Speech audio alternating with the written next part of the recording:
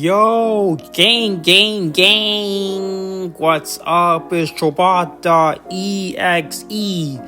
back with another video. This time, we are continuing the future of Voltron with the third dimension and Voltron Force. So, without further ado, let's go on to that good old recap. Yee. So, previously on the future of Voltron, Toei's Universal Night Saga was on its last stretch, with Video Warrior Laser Eye. The show was initially supposed to be a real robot show, but was course corrected. A bunch of outsourcing hijinks and chaos ensue. Some of the staff felt the limits of robot anime with this show. And as a result of the absolute failure that was toy sales, Laser Iron would be the last show in the Universal Night Saga, officially bringing our tale in the East to an end.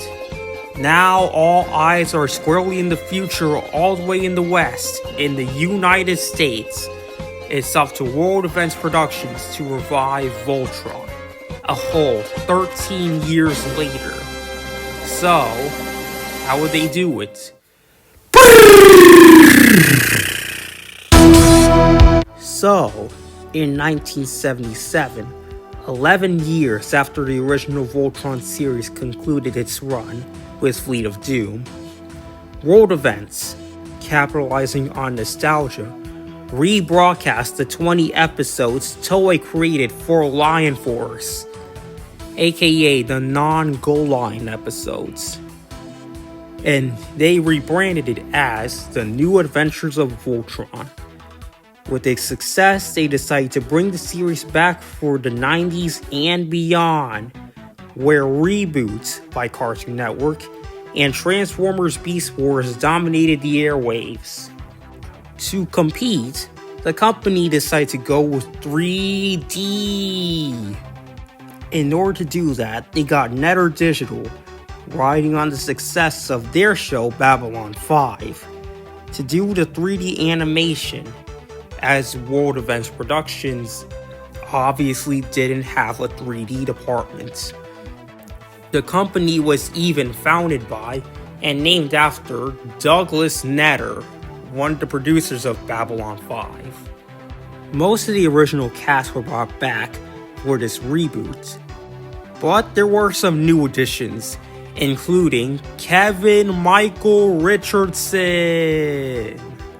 Season 1 lasted 17 episodes and actually won an Emmy for sound design. Meanwhile, the second season would only run for 9 episodes. Now you're wondering, why so little episodes? That was because Netter was working on Crusade, a Babylon 5 spin-off. However, the show was cancelled before it even aired. And you can tell it was a disaster because it took Netter Digital and Voltron with it, ending the show's run from 1998 to 2000. World Events, meanwhile, sold toys of the show alongside Trendmasters, and actually became one of the first companies to release a legacy 80s brand. So, that's cool. Now, let's go on to Voltron Force.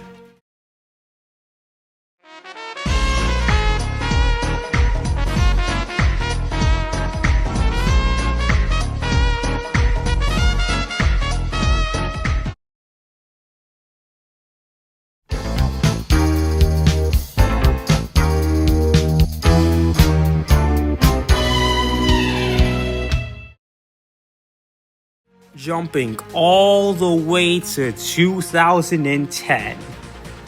Quite a gap. So, on March 11th, 2010, a new Voltron series entitled Voltron Panthera Force was announced and set for premiere in the fall on Nicktoons. The premise was a group of 5 young cadets brought together under terrible circumstances to pilot a new Lion Voltron squad dubbed the Panthera Force. So no, it won't feature an American original robot. In my opinion, World Events should have just adapted Albegus, as they still have the rights to it. Well, they made the show alongside Kickstart Productions. However, the title was changed to Voltron Force, and the show aired for 26 episodes. But there were planned to be more, but the show was cancelled, leaving the ending on a cliffhanger. The release was pushed back to 2011 to coincide with the 25th anniversary of the original series' ending, as well as Mattel's plans to release a toy line of the 25th anniversary. The show's music was done by Hal Beckett and Stefan Andrews. The show ran from 2011 to 2012. And World Events Productions and video game publisher THQ announced a partnership to produce video games based on the classic series and Voltron Force. Yes, they already forgot about the third dimension.